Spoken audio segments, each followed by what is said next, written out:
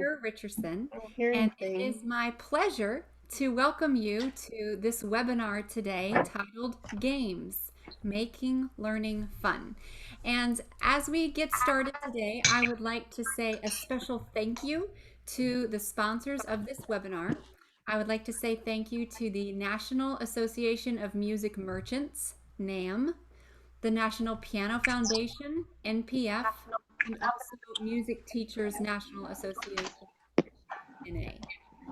For today's webinar, we are so fortunate to have a lineup of 9 presenters from all over the country. And each presenter is going to share a game or activity that can be used in a variety of settings. Some people will be discussing games and activities that you can do on Zoom or online with online and virtual teaching. Some people will be discussing in-person teaching, groups, private teaching, you name it. We are going to have a variety of presenters and ideas today. So it is our hope that you will leave this out I'm with waiting some for you to call me. information I'm logging and from. some helpful activities that you can immediately implement in your own lesson planning.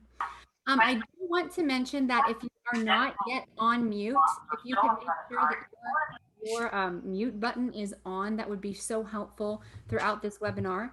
And as people are talking, as the presenters are sharing their games and activities, if you have a question for that specific presenter, go ahead and just type it in the chat. And then at the end of today's webinar, we will get to as many of those questions as possible.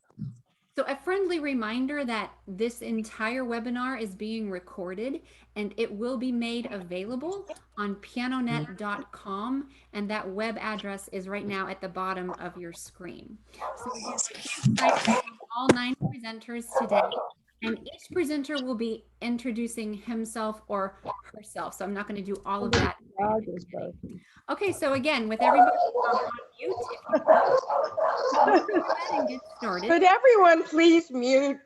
All right, thank you. They muted me.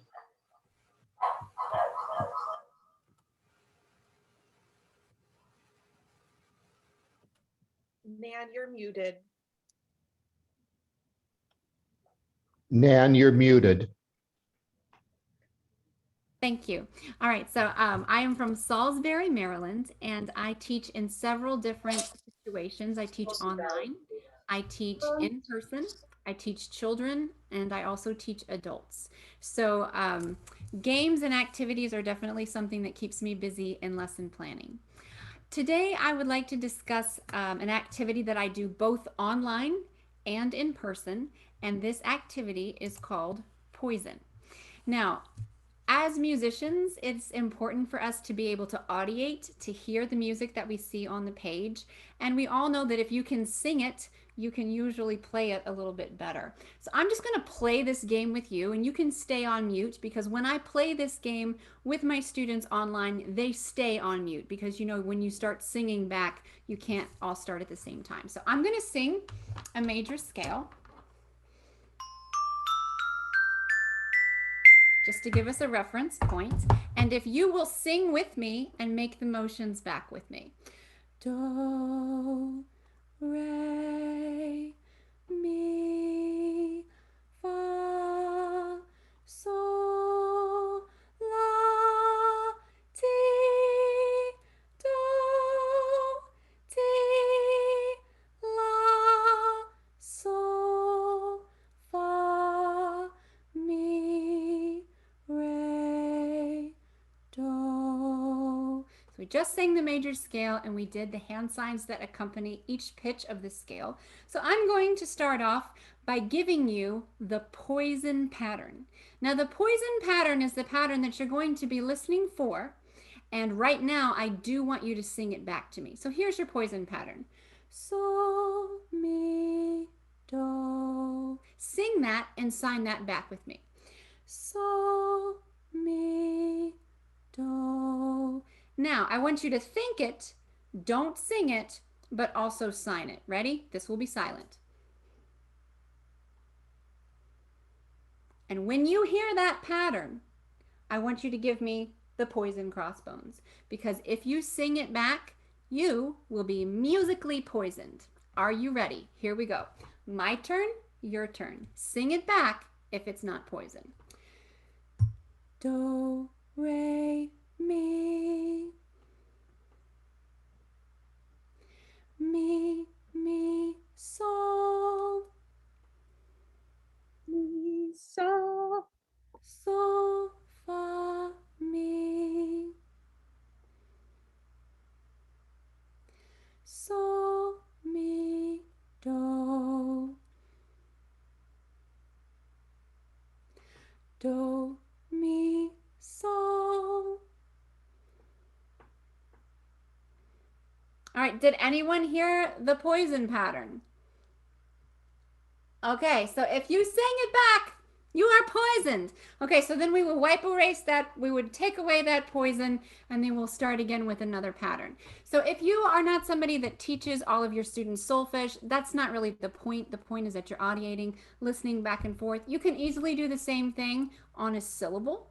This is also a game that can be done completely rhythmically. So you can have a clapping pattern, and that could be your rhythm clap, and you get everyone to do that back. And then you go back and forth and you listen for the poison rhythmic pattern. Another extension of the poison game can be done at the keyboard. So if you have a group of students, let's say you have a studio class that's gathering and people are at a lot of different levels, you can have some students who are just singing and signing back, maybe some who are just singing back, but you can also be in a particular key, and let's say you're in the key of G major, and you can have several students sitting at the piano, and those students, instead of signing and singing back, can be playing and singing back those solfege syllables. So just as we provide students with Roman numerals to help no matter what key you're in, same thing goes with our solfege that really helps with transition. So I have found that students ask for the poison game, they enjoy playing the poison game, and so hopefully your students might also enjoy some version of poison, whether it be rhythmically with clapping, with the singing, or some combination of all of those. All right, well, I am going to pass the baton to our next presenter, and it is Emily McGree. Emily. Hello, everyone. My name is Emily McGree. I teach in two different scenarios. I have my own private studio. I'm based just outside of Boulder, Colorado. And in my private studio, I have adult group classes that meet weekly. And then I also have group classes for my kiddos as well. All my private students are also enrolled in a once monthly group class that happens. I also run the piano pedagogy and the piano preparatory program at the Lamont School of Music at the University of Denver. And down there we have weekly group classes for kids and for adults as well. I am teaching only online right now. Hopefully that will change soon, but that is my modality currently. And we do a lot of games in all of our classes today. I'm going to talk about one that I use for my kiddos for actually the very beginning all the way through my high schoolers as well. So this is something that works equally well on Zoom or whatever modality that you are doing online lessons, or in person too. So I'll give you a couple of ideas about that. We use a lot of games in our group classes. I do lots from the Cranky Women, things from Wendy Stevens, things from Leela Viss for escape rooms and all those kinds of things. This original idea I actually got from Dorla Price Apprecio, and she has, if you are not a member of her online Facebook group yet, she has a Facebook group called Let's Talk Group Piano. And they talk a lot about just different ways to do games and curriculum with multi-level group classes too. So if you're interested, that's definitely a wonderful resource that I would recommend. So this is the original idea that I got from Dorla, but I've adapted it for a few different scenarios for my own group classes. I call it Rhythm Race. All you need, guys, this is super simple. You need a piece of paper, you need a marker or a writing utensil, and a dice. That's it. Those of you who have been to our webinars before have probably heard me talk about practice packets that I send home with all of my students, and I make sure that there's a dice in each one of those. So all of my students who are taking online lessons have one of these currently in their own practice space. So it's not something that I need to mail to them, but of course, if you're teaching in person, you can just have a little couple of them sitting by. So here's how this works. I divide the group into two teams. And it's a point-based program. So I show them a flashcard. So I have drawn these out on paper. You can obviously do these with rhythm flashcards or on Google Slides if you want, or boom cards or anything of that nature. If you are just more comfortable with that modality. I show them the card. I call in a student. They have to tell me how many beats this is. The whole class then rolls their dice. 4 beats, right? The first person to get a 4 shows it to their camera. That team gets 1 point.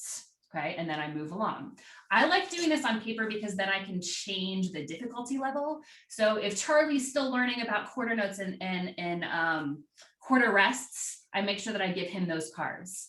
If Sia is a little bit more advanced, I start adding in some equations for them. So things get a little bit harder as the students go on. The reason I really like this game, so I do a lot of note races and all kinds of other things, but the success of the team isn't based on the ability of one individual student. So they can take as much time as they need to, which reduces anxiety for the student to answer the question. The speed comes with how fast you roll the dice. So that's fun for everyone. So there's still an element of quickness that has to happen. Different variations of this. So I have lots of different levels of cards that I just have sitting next to my computer that I can use. For example, I gave you all of these, we've got quarter notes, dotted half notes, all of the very simple beginning rhythms. I have another level where we do just really simple equations. And then things can get a little bit harder, right? And I would recommend if you're doing these and trying to do the math in your head, write the answer on the back. I've made that mistake before where I'm like, oh, wait, is that 7? Is that 6? No, it can't be 7. We don't have 7 in the dice. So give yourself a little bit of help there. So different levels of cards, you can make it as hard or as easy as you want to. I use it also to reinforce things like the introduction of dotted quarter notes. And so students really understand that we're adding a quarter note plus an eighth note together. I use it to reinforce 6/8 time signature. So moving to our eighth note now being 1 beat. It's also great to have students create their own cards. So one of the other things I send home with them with their practice packets is a dry erase board. So they can make their own questions that they ask the class as well. This can be done in private lessons as well. You can have a teacher versus student race. You can have a parents versus student race for practice at home as well.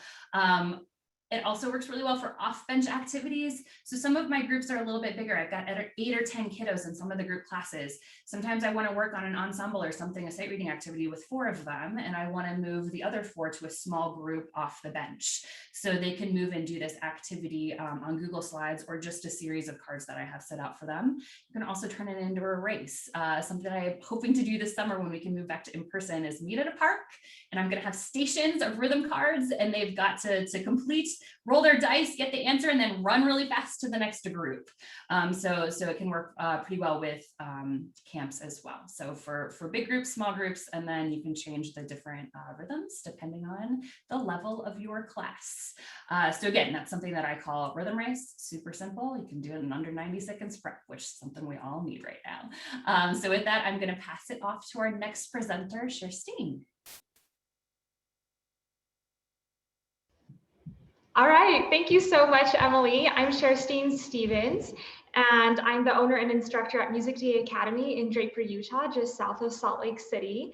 And I have my lovely assistant here. This is my daughter, Ashlyn, who's agreed to help us to play a game today. I have a studio that's comprised of students who are ages 7 all the way to 70. I teach adults as well, and I teach most of those with the traditional method. But I also have several group classes of students ages 3 to 6. And I absolutely love teaching these little musicians. I love developing new games and activities for them to do. We use a lot of games and a lot of kinesthetic activities. So I'll share one of those games with you today, and I'll share how to adapt it for use with an older student in a private piano lesson as well. I've done that with this game, and the students absolutely love it. So we're gonna go ahead and scoot back a little bit so we can get our materials here. Wanna come sit right here, see? Yeah, grab your sticks. All right, this is a game that I call Rhythm Soup, and it's a game that we use to review rhythms, and I use it with students as young as age 3. So for the game, you'll need a pot or another large object that you can place things in. And for fun, I also like to have a ladle that they can stir with. You'll also need a set of rhythm cards. Like Emily, I just made my own with cardstock and Sharpies years ago, and I have different sets with different time signatures and levels. There's so many great resources that of course you could download or print off online, but this is just easy. This is what I like to use. I also recommend having a set of rhythm sticks for each student. But of course, they could just clap or tap the rhythm if you don't have those in your studio.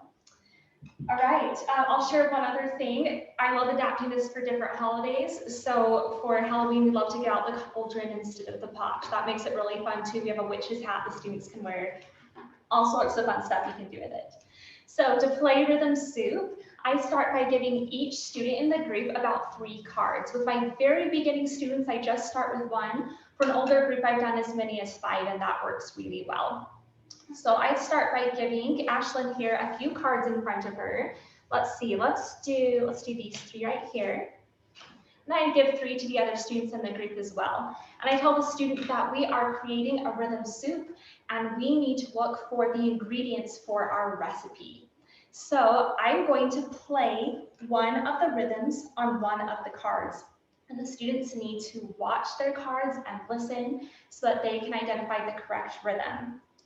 I'm going to go ahead and play one for you, okay? Are you watching? All right, ready? Can you tell me which one that was? Okay, should we play it together? Okay, let's play it together to see if it matches my rhythm. Did it match? It did match. So if it's a match, then we get to go ahead and put that rhythm in our pot. And then we always give it a good stir. We gotta stir our rhythm soup. Perfect, thank you. And then I go ahead and replace her card with another one so we can keep playing. If the student identifies the rhythm incorrectly, we still tap it together, we hear how it's different, and then we go ahead and let the other students look around and help each other to see who might have the right rhythm. So it's always a great opportunity to learn, even if they don't get it correct the first time.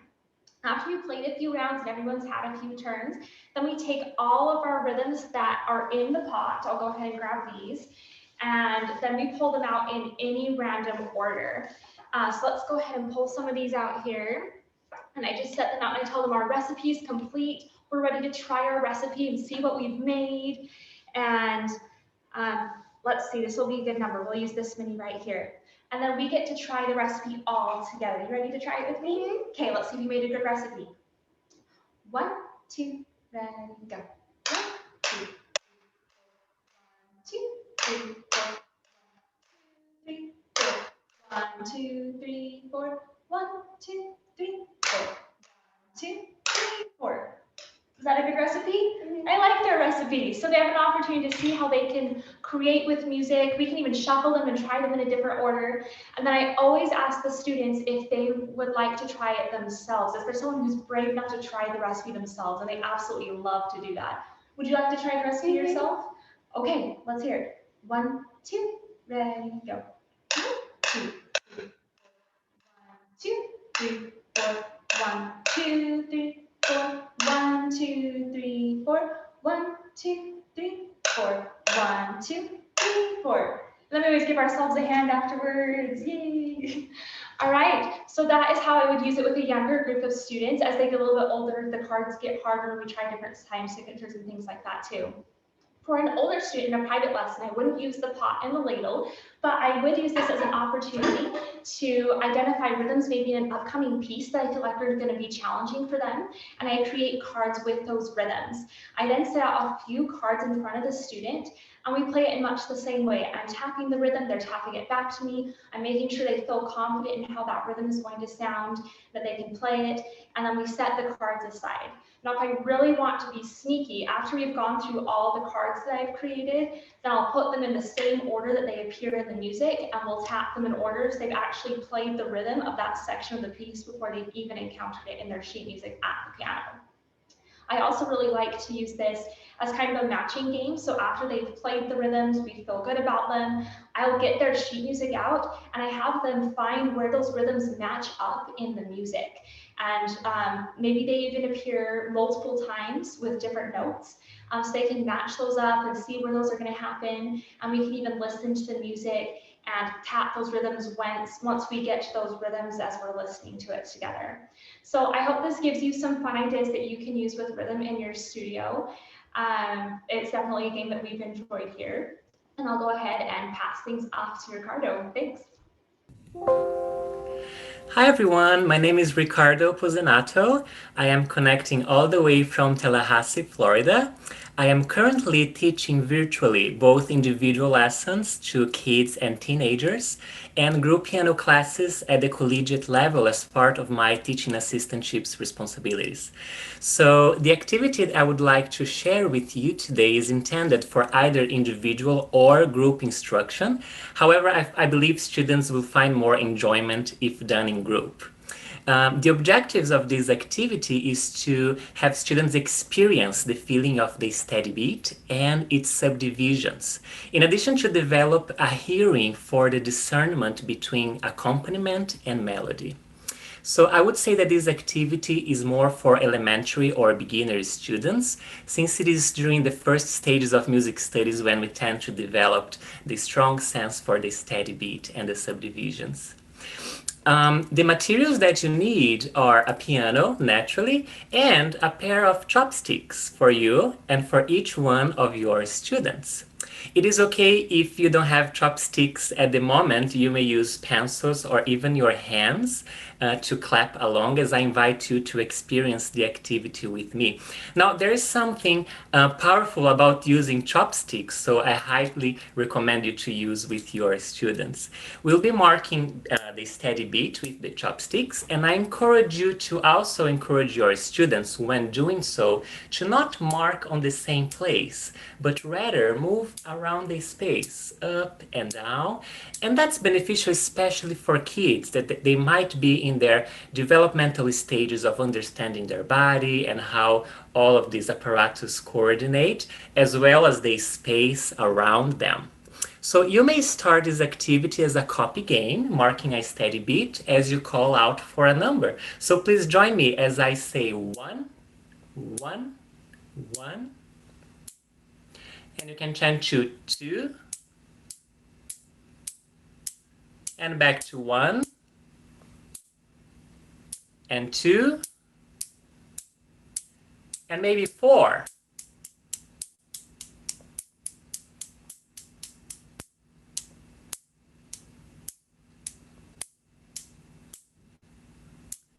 And you may stop calling out for the numbers as the students will imitate and copy you. And as they continue to do so, you may tell them with your fingers like this. Your 1, 1, and maybe your 2, 4, and so on. So as you continue with your 1 there, you may add this.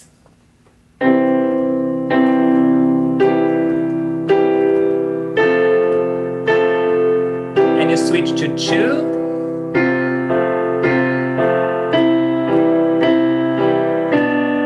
Back to 1. 1, 2, 4.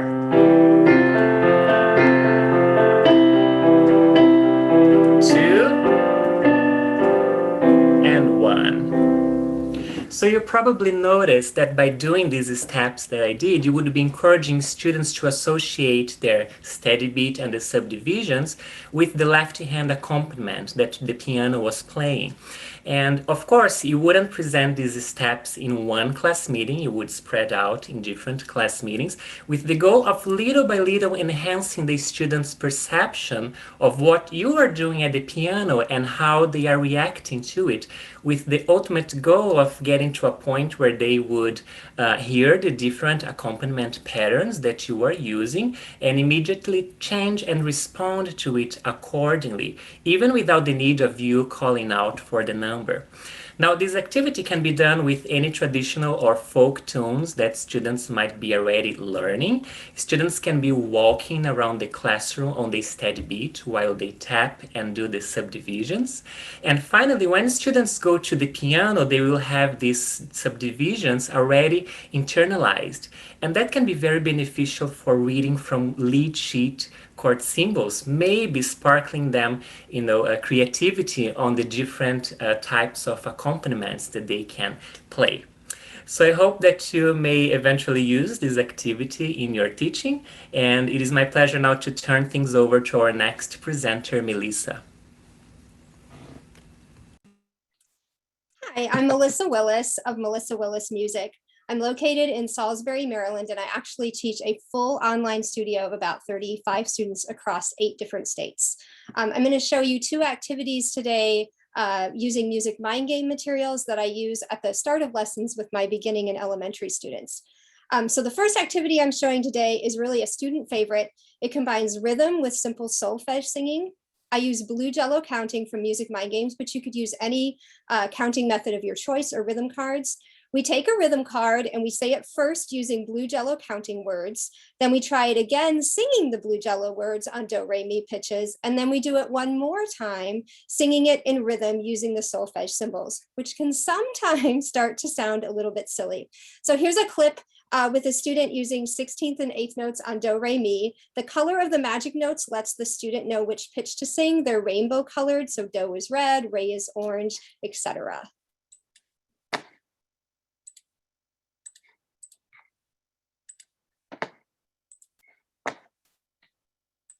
Huckleberry Jello, Huckleberry Jello. Huckleberry Jello, Huckleberry Jello. Excellent. Now we'll put some magic notes underneath.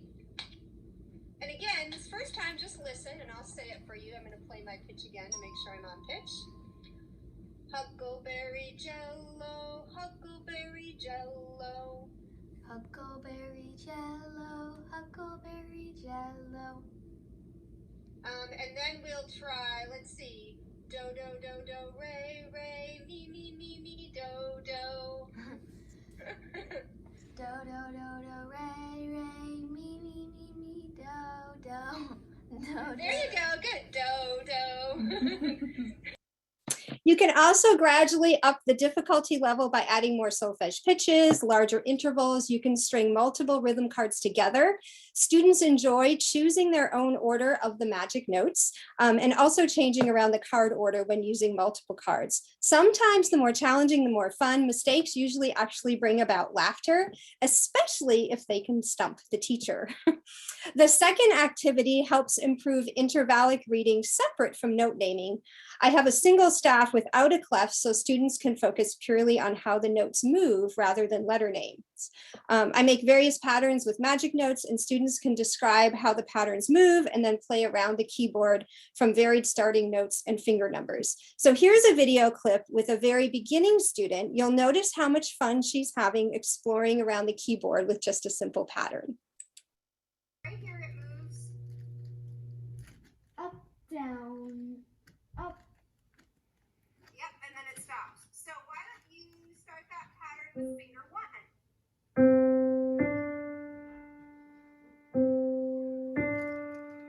Good. Move your hand anywhere on the piano, Sloan. Anywhere you like. I'm torn. Okay. Oh, I'm gonna go way down there. Do you want to use your left hand down there? Would that be easier? Yeah. There you go. Okay. Let's play this pattern again. This time, though, can you start with finger 5? Is it the pinky? That is the pinky. Yep.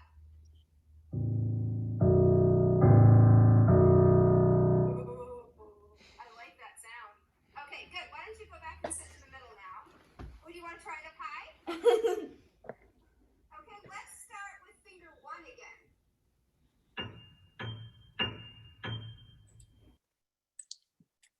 Good. Pick a different pencil. Sorry about that. And here's another video with an elementary student a little farther along, exploring stepping and skipping patterns on different pentascales. Pick a different pentascale. I'm gonna play D. D, are you going to do D major or D minor? D minor. D minor. Good choice. You're going to have a spooky pattern. Okay, so just take a look at the pattern. Why don't you tell me what it does first? it takes a skip, a step, and another step. Well, it takes a skip up, a step down, a step up, and then a skip down. Awesome. Okay, so let me hear that on a D minor pentascale. Okay.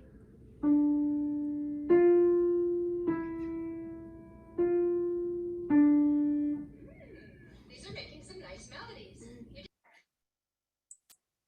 And you can also gradually up the difficulty level by adding in more intervals of a fourth or larger, asking students to start from different guide notes, using different pentascales, varying the starting finger numbers, and increasing the pattern length.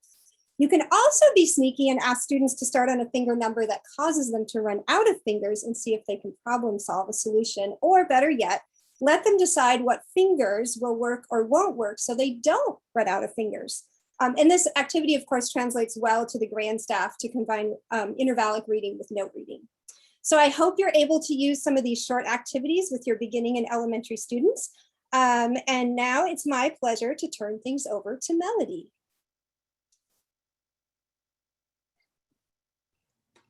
Hi, everybody. I'm Melody Payne, and you might know me from melodypayne.com around online. And I teach students ages 5 to 82, all online at the moment. About half of my studio is local and about half is around the country. So we are having a great time in online piano lessons. And today I want to share with you a composition activity that we do, which for me, in my mind, it's actually an activity, but my students love it so much that they actually think it's a game. So I thought that would fit very well today. The first thing I want to do is show you a picture of my sweet little student doing this activity. She's 5 years old, and this was pre-COVID when we were actually still doing our lessons in person. And this is a photo on my Instagram, and you can see that I'm talking about how she's playing on the floor in this photograph. And my students love this activity so much because students learn so well through playing. And the more opportunities I can give them to review a concept by doing something that they feel is a game or is fun, then the better the chance that they will solidify that concept and internalize it and remember it for the next time when we need to take a step forward from there. So I am going to switch my camera to my overhead camera, and we are going to get on the floor for just a minute. There we go. And I will join you right over here. This is a vinyl floor staff that I bought from Theory Time. And we are also going to use these things called music go-rounds. These are silicone music pitches, C, D, E, and we have all the other letters in the music alphabet as well. And they're color coordinated to match boom whackers. And like Melissa mentioned just a minute ago, her solfege syllables on her board are the colors of the rainbow, and they match the colors of these boom whackers and of these music notes. So what I have my students do, I choose ahead of time the letters that I want them to use. So for the sake of today's activity, we're going to go really quickly and just use C, D, and E. And part of the reason they love this activity is because they're composing a piece of music using only the letters that I've given to them. So I'm just going to put these letters here, and one of the rules of this activity is that they have to put it in the correct place. So they're reviewing their pitch reading as well as creating their own composition. So I'm just going to put these down really quickly in the order that we have them here. There, just about ran out of room. So I try not to give them too many. Now, the next thing they get to do after they've created their composition is they get to perform it on the boom whackers. These are favorite in my studio. And of course, this works well for in-person lessons, but I was able to locate an online virtual set of boom whackers. And you can have your online students actually perform their composition on the virtual boom whackers, which is a lot of fun. And I will try to remember to show you that in just a second. So in order to play boom whackers, if you're not familiar with these, you do exactly what the name says. You whack something. So in the case of this, you can whack your palm. And I'm not sure if the sound is coming through. Can you hear the pitch? And then we have a D here and a C here. So they are pitched percussion tubes. That's what they are. And you can see that the length of them determines the higher or lower pitch, the longer or shorter ones. So what I have my students do is just get comfortable somewhere on the floor with the boom whackers, and then they're going to play their composition. And the composition at this point doesn't have any rhythmic values, so they're free to do whatever they'd like. So in this case,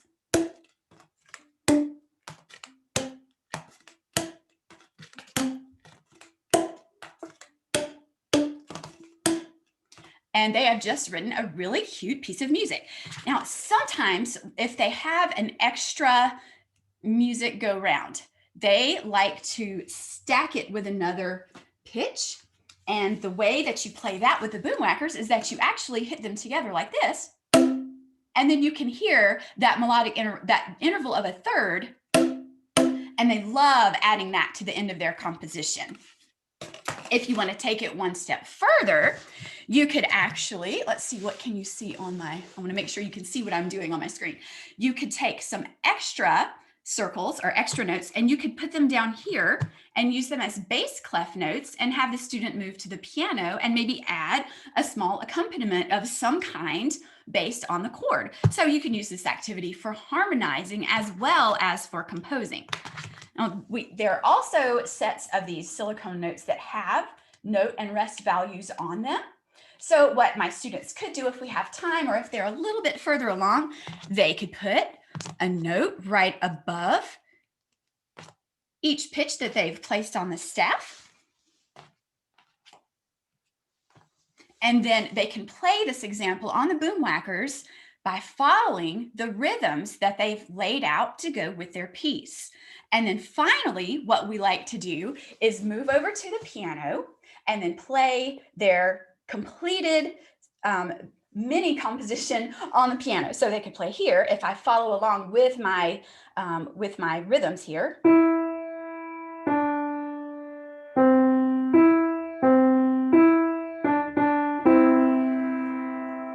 And at this point, I'm not that concerned about bar lines or anything like that. That could be a next step that we did. But for now, what I'm trying to get them to do is to free up their creativity a little bit and give them a little bit of freedom to create something that doesn't have any wrong answers.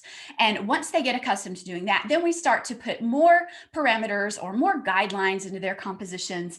And then we can take the next step and use a music notation software program such as MuseScore or NoteFlight, and actually write out their composition and print it out for them so they can take it home.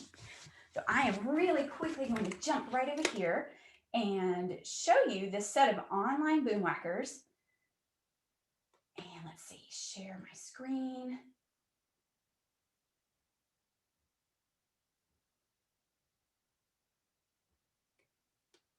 Here they are. So for the online boom whackers, you could play them. All you do is tap.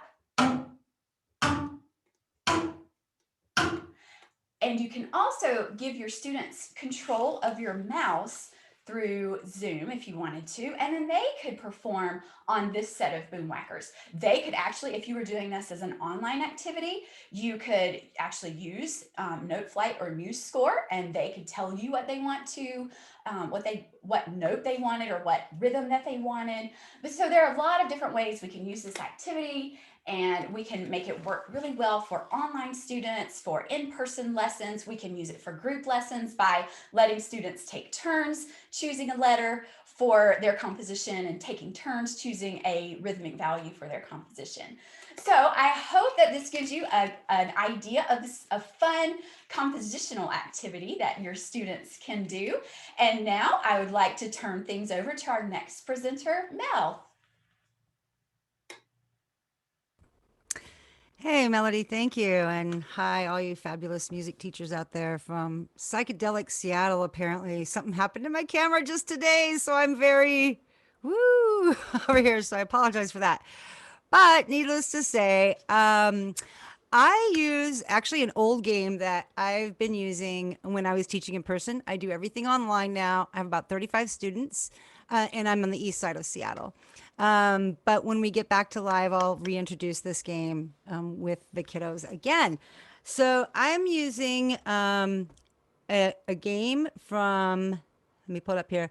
Music Theory for Children by Michiko Yorko. It's very kind of old.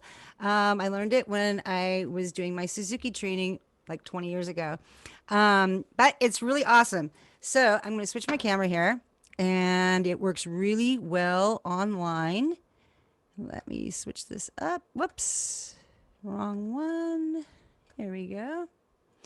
Okay, so what I've done is I have made magnetic cookie sheets. So they're just cookie sheets that I have these little templates out. I have them on my website that I've given to my students. And I made little kits for my students as well. So we just have the template for the staves on one side, and then we have the keyboard on the other side. And I just laminated them with some contact paper. And so what I do here is I have some cards that I also made. And these are all the musical alphabet. And every one of them has all of the A through G. The book is actually called, if you're curious where I got it from. Oh, let me see if I can change my screen here and bring it down a little bit. It is called, I hope you can see that. Maybe the glare is too bad. Music Theory for Children. No H in Snake is the name of this game. So I hope that you can see that okay. No H in Snake is the name of the book, and that's the name of the game. When we're in person, we build snakes out of all of these cards.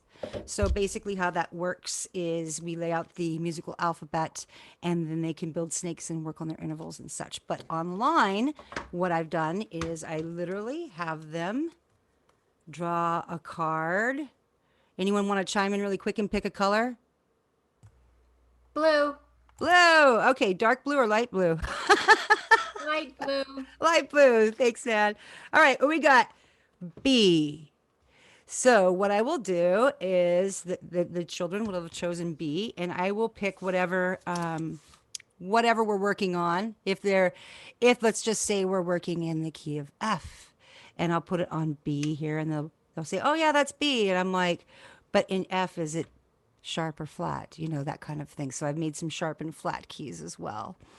And we continue on. I'll also teach them how to recognize the pattern of the octaves. So line, space, that kind of thing. And there's other games that we do with this as well. We'll go through the whole colors. Obviously, this is for smaller, younger children. But I think Melissa was saying earlier to make patterns. And I think there's a couple people that had making patterns on their magnetic boards, and we'll do the same thing. I'll have them pick the color that they want in their order. So let's say that we have purple, blue, orange. We'll just go with that. And we'll lay them out here like this. So hopefully you guys can see this all okay. And then I will lay them out the notes, whatever clef we're working on. So let's say we're working on the bass clef. So we'll do F. Oh, and let's go down here to C and D. And then, of course, I have them play this on the piano back to me. So it's recognizing the note names and then having them play whatever note that it is. And it's just very simple and very kind of, you know, nothing new and nothing fancy. But I've been using a lot of online stuff, and I thought it was a way to get away from apps and whatnot. So I use Piano Maestro with my kids, and Simply Piano and all of that fun stuff, and a bunch of other Nin Genius and all kinds of note naming apps. So I thought it was just a kind of a fun way to bring back what they recognized when we were in person. So here's my psychedelic face again. So anyway, yeah, so yeah, I see someone said it's manipulative, which is good. And even virtually, the kids really get engaged because it's not reading their method book, and it's not, you know, being really strict with it. We just kind of have some fun and name some notes. I have a lot of students under the age of 8. So it's been really difficult, I found, to work with the younger kids online. So this kind of just mixes it up a little bit. So thank you guys so much for all of your awesome ideas. I think it's really great that we're sharing all of this. And with that said, I'm going to turn it over to Lynette. Thank you. Hi, everybody. I'm Lynette Barney in sunny Tucson, Arizona. and my studio is called Creative Keys. And I'm going to tell you about a game that I actually just sort of made up. I stumbled across it, except like any other good idea, I didn't really make it up. I borrowed it. So if you've heard of the game Slapjack, this is guide note Slapjack. My students love this game. This is the most popular game in my studio. So if they're given free choice, this is what we play. So let me show you a bit of the game and then I'll tell you about it. I really hope my screen sharing works. So here are some, these boys are like 5th, 6th grade boys.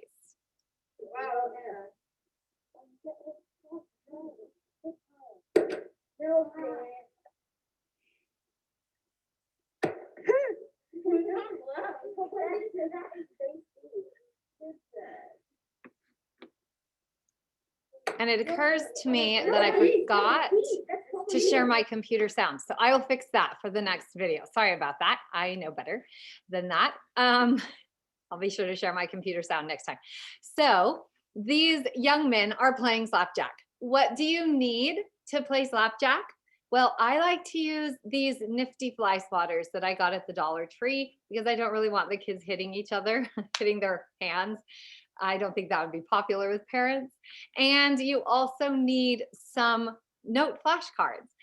So I use in my studio, I use these flashcards from composecreate.com. I really love these. Wendy generously offers them for free. There are 36 of them and they print out on a full-size sheet of paper. So they're actually great for a lot of things. For the game, I print them 4 to a sheet and then cut them in quarters so that they're a little bit smaller. But those are what I use for flashcards, but you could use any flashcards. And then I also give my students a reference page from Piano Pantry, Amy Chaplin. She recently did this and I think it's nifty. I think it's the niftiest landmark note thing I've seen yet. So she's got it lined up by C's, G's, and F's and then lined up by treble and bass. So all my students have these as a quick reference. So that's all you need in order to play the game. Now, the way you play the game, sorry about all the screen sharing. Where is my, here we go. The way you play the game is one person just flips the cards over from the bottom corner. You get your hand out of the way really fast.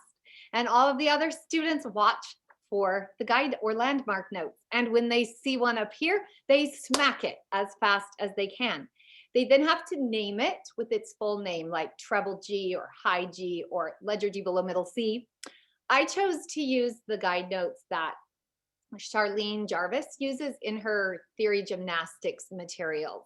And fortunately, Amy's materials matched those.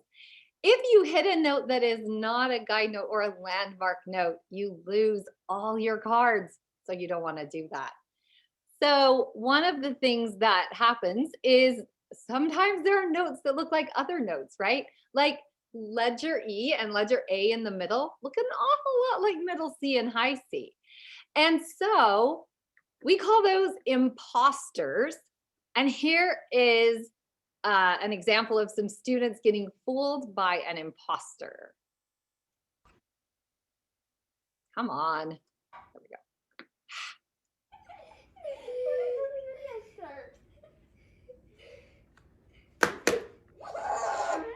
Imposter. That's an imposter. Wait, what? Yeah. Wait. No! So that was an imposter. You didn't want to hit that one. I don't know how well you can hear the sound. I hope you can hear it pretty well. I do this with all of my ages of students.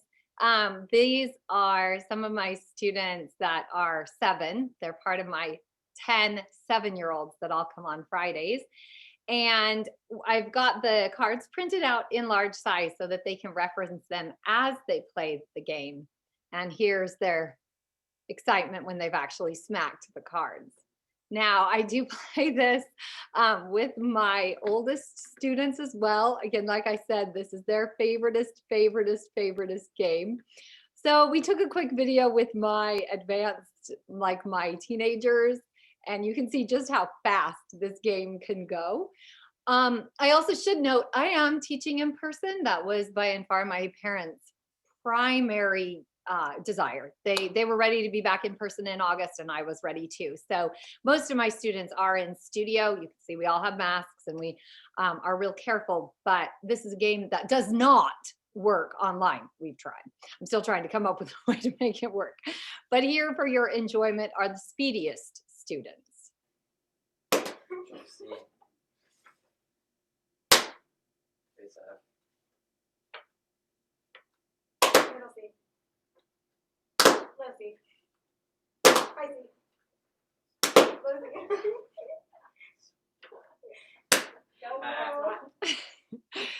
So I don't know how all those guides were right in a row, but they were pretty speedy. So that's Guide Note Slapjack. It's not copyrighted. It's just made up, and it's super fun to play. So I think it's time I turn things over to Rebecca. All right, thanks Lynette, and good afternoon everyone. My name is Rebecca Bolello, and I'm joining you today from Baton Rouge, Louisiana. I teach in my independent studio Piano Pathways, and I teach private and group classes for kids and adults, lots of different ages. I'm going to do a quick screen share here, and I'll just put a few pictures on a PowerPoint for you guys to see. And I'm going to talk about scavenger hunts today. Got a couple of different varieties of scavenger hunts. These are really fun to do with kids of all different ages. The reason I like scavenger hunts, this gets kids up off of the piano bench and moving around. Whatever you're hiding, you can keep in a room, put out in different spaces. So it really gets the kids up and moving. This will work for one-on-one private lessons, so just one kid, or it can also work in a group. It can work for a small group. It can work for a large group. If you have a large number, then you can put kids even in small teams. This could also work even if you have like an older student to be paired with a younger student. And it's very adaptable. I find even my youngest kids to like middle schoolers like doing a scavenger hunt, and it's very adaptable. You can pretty much turn anything into a scavenger hunt. So this is one of the first ones that I do, or rather for beginner students. It's the music alphabet hunt. So the students are going to find the letters of the music alphabet. So this row of cards would be for one student to find. They're going to find every letter of the music alphabet. So the rules that I tell for my kids is I would say one student is going to go find the first alphabet letter. So they only go find letter A, and they'll find that, and then they take it back to their workstation or desk or keyboard area if they're in a piano lab. So they can only carry one card at a time. So they'll go find letter A, go back to their workstation. Then they go find letter B, go back to their workstation. And then certainly for a variation of this, you could make them go backwards and start from G and go down the alphabet that way. Another one that I do, another scavenger hunt, this is piano keywords hunt. Like Lynette said, these are all just things that I've made over the years and done. So you can see some pictures of we've done this particular scavenger hunt. So I will hide these, the pictures of these keyboards, I will hide these around in different spaces. And you can see from the picture, I've put these little stickers on the key. So this is helpful for students learning the piano the letter names of the white keys. And what students are going to do is they're going to read the stickers going from left to right, and that will make a word. So for example, if they find number 3, if they find card number 3 on the screen, when you're reading left to right, that would be E, G, G. So then on their answer sheet, they would write the word egg. And then that's easy also for them to check themselves, because I tell them if it doesn't make a word, they might want to go back and check something. It should make a word. Okay, another one that we've done actually recently, just before Easter, we went on a little Easter egg hunt. This was a rhythm hunt, and I believe this was from Susan Paradis's website that she sells on her blog. And so these are rhythm values. And so I tell students that they can each go find one quarter note. So each to find one rhythm value, go find one quarter note, one half note, one dotted half note, and so forth. And then they would find one of those and then go back to their workstation or keyboard, wherever you have them going back to, and they would go back and match it up to that little chart there that you see on my screen. So those are just a couple of scavenger hunts that I have done with students. Those would all be for in-person lessons, obviously. You could certainly do virtual scavenger hunts, though, for your students if you are teaching online. So these are some ideas that you could have students move around their own homes. You could ask them to find things throughout their home, maybe that make different sounds. So maybe high or low sounds, maybe fast and slow, loud and soft sounds, if parents are okay with them, maybe going through the kitchen or bathroom items. Maybe find something that starts with each letter of the music alphabet. So maybe find an apple for the letter A, maybe a book for the letter B, something like that.